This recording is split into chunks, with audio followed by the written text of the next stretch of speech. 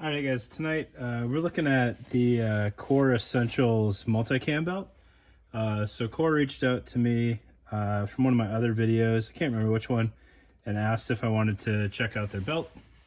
And I said sure. I'd be happy to. I don't mind looking at stuff for free. That's always cool, right? So they sent me this thing. I should say they do have a two-piece Molly belt that's out now, which looks pretty cool. They didn't send that one.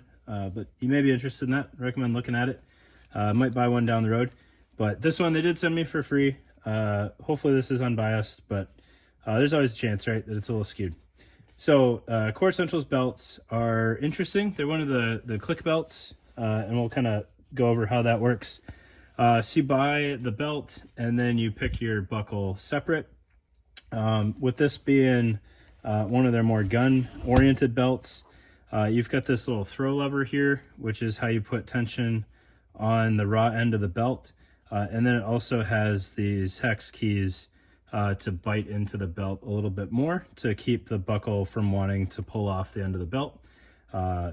So you just kind of hold it on as best you can, put the throw lever down. You lose a little bit of space there, and then sink your Allen keys in there, right? And then the buckle itself is kind of this little ratchet mechanism here. So when you feed the end of the belt in there, it engages on this track on the inside. And hopefully you can hear it click a little bit there. Maybe not. It's pretty smooth going in. But then it maintains tension, and you release it by working that little lever there. All right, so it's kind of neat as a pre-configured pants belt, because you don't have to gurr it down to the next hole in your belt buckle, or if it's like a Cobra or an old Riggers belt, where you're trying to work the tension in and kind of fight things. This is pretty intuitive. You just put your pants on, load it up, and then just slide it as far as it goes, and then wherever it stops for that day is where you're at. All right, so the functionality is pretty neat. They say that these are rated, I think, for 6 or 8 pounds of kit, which is kind of goofy. What is that? What do you mean it's only rated for 6 pounds? And I think the consideration there is the strength of the teeth. So as as your stuff is on your belt and kind of working to work the belt loose, I think if you have too much weight on there, you start stripping these teeth. So I don't know how well it's going to show up, but I've been doing a good bit of dry fire on here, and I haven't noticed any teeth slipping. I don't have a ton of weight on here. We've got a full-size pistol, a couple of pistol mags, and a rifle mag, and then IFAK on the back, which would have stuff in there, but that's only a couple ounces of stuff.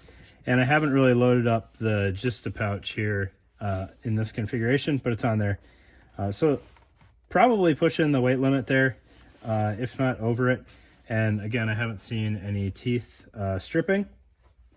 And then another consideration on these things is sizing. So you'll notice I got this extra tail here.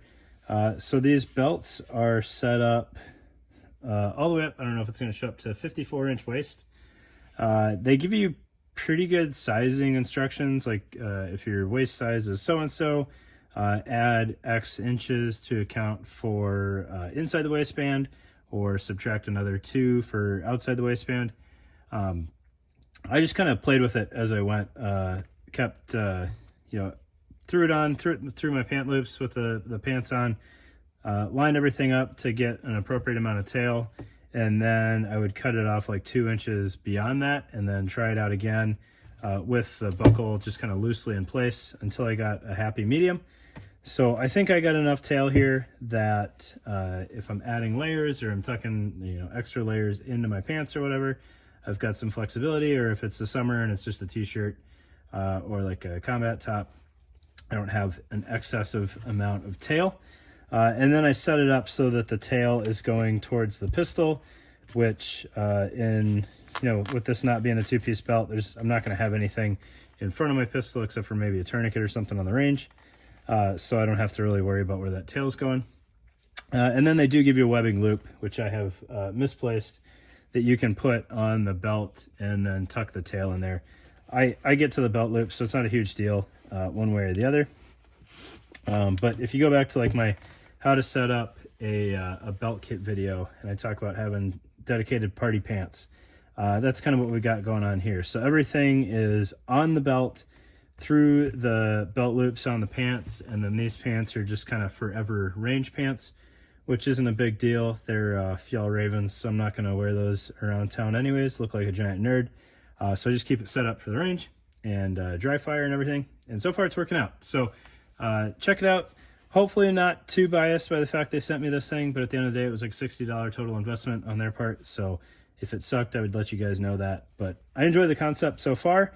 For sure, if you were just doing concealed carry and had, like a compact or small size pistol and, one pistol mag, I don't think you would ever run into any issues with that click mechanism stripping. But as it sits right now, I haven't seen any damage. Pretty confident that it works as advertised.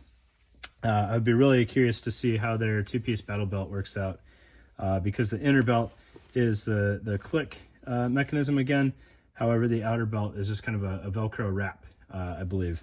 So stay tuned for that thing. Maybe I'll get one down the road. Maybe not. I don't know. But I am satisfied with this thing. And the Arid, a little pale, I think, compared to like a larger piece of Arid. But it works out pretty well on the khaki pants there. I didn't have an Arid belt, so I thought it'd be kind of fun to try it out. But thanks, guys. Appreciate it. Check it out. Core Essentials.